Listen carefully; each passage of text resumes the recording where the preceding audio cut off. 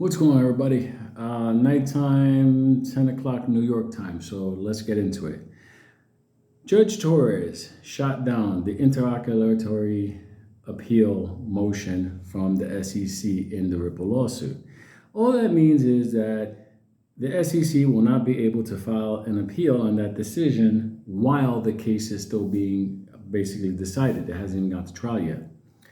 Some people are saying, oh yeah, but once it's over, they're going to file an appeal then. Let me just point out two things to you. One, to get to the end of this case, they're going to have to go through trial. If you go through trial, Ripple's attorneys are preparing to cross-examine a couple of individuals regarding the emails, the Hyman emails. The government's not going to trial. There will be a settlement. Mark my words on that. Now, that being said, there's something else that's happening right now in the Supreme Court, and off the top of my head, they're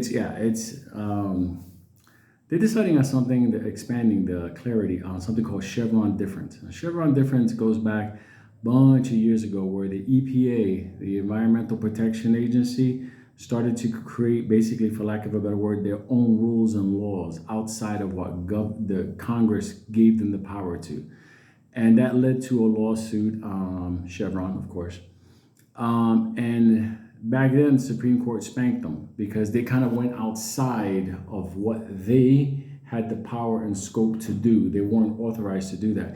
Just like the ATF, Alcohol, Tobacco, and Firearm, is trying to create law banning certain things that Congress never passed into law, and the Constitution blocks them out. So when they do that, they run against Chevron's difference. But the thing is, that hasn't been too clear, and the Supreme Court is about to pass a ruling on it, clarification on it, that a three-letter agency cannot basically write their own law, if you would. So the idea that the SEC, how they're enforcing the rules on crypto, what's a security, what's not a security, whatever, that might fall under the Chevron difference clarification that's coming up. Okay, I gave you a bunch of geek stuff. I'm not an attorney. I hate that stuff. But nonetheless, I have friends that are attorneys, and I've gone back and forth with this a couple of times.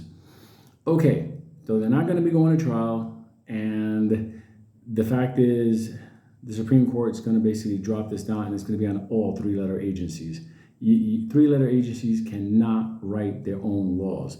There has to be laws that are either amended or new laws introduced by Congress and signed by the president. Okay, that being said.